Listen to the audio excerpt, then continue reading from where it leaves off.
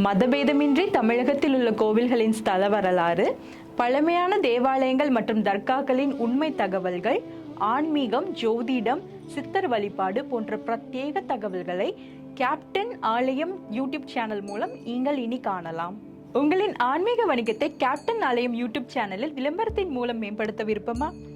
கீழே கொடுக்கப்பட்டுள்ள எண்ணிற்கு உடனே தொடர்பு கொள்ளுங்கள். கேப்டன் ஆலயம் நேயர்களுக்கு வணக்கம். இந்த வீடியோவில் நம் தினசரி விளக்கேற்றக்கூடிய திரிகளும் அதற்குரிய பலன்களை பற்றி தான் பார்க்க போகிறோம்.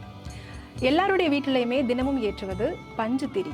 இந்த பஞ்சு திரி ஏற்றுறனால பித்ருகளால் ஏற்படக்கூடிய சாபங்கள் விலகி, நம்முடைய வம்சாவளி பிரச்சனைகள் விலகி நன்மை வந்து சேரும். அடுத்ததாக தாமரை தண்டு திரி. இந்த திரியை பயன்படுத்துறதுனால முன்ஜென்ம பாவங்கள் விலகி சகல செல்வங்களும் வந்து சேரும். அடுத்ததாக வெள்ளை துணி திரி. வெள்ளை துணியை கிழித்து அதை பன்னீரில் நனைச்சு அதை காய வச்சு திரியாக மாற்றி பயன்படுத்துகிற பொழுது பலவித நன்மைகள் வந்து சேரும். அடுத்ததாக சிகப்பு வர்ண துணி. சிகப்பு துணியை கிழித்து அதை திரியாக பயன்படுத்துகிற பொழுது திருமண தடைகள் நீங்கி குழந்தை பாக்கியமும் கிடைக்கும். அடுத்ததாக மஞ்சள் திரி. இந்த மஞ்சள் திரி தனி மகத்துவம் கொண்டது. எதிலும் வெற்றி பெறணும்னு நினைக்கிறவங்க இந்த மஞ்சள் திரியை உபயோகித்து தினமும் பிரார்த்தனைகளை தொடங்குங்க. இந்த மஞ்சள் திரி பயன்படுத்துறதுனால தேவியினுடைய பூரண அருள் உங்களை வந்து சேரும்.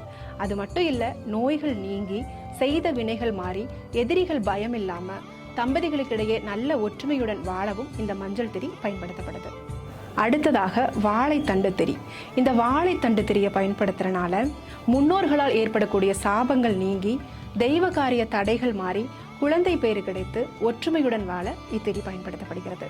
அடுத்ததாக வெள்ளருக்கன் திரி.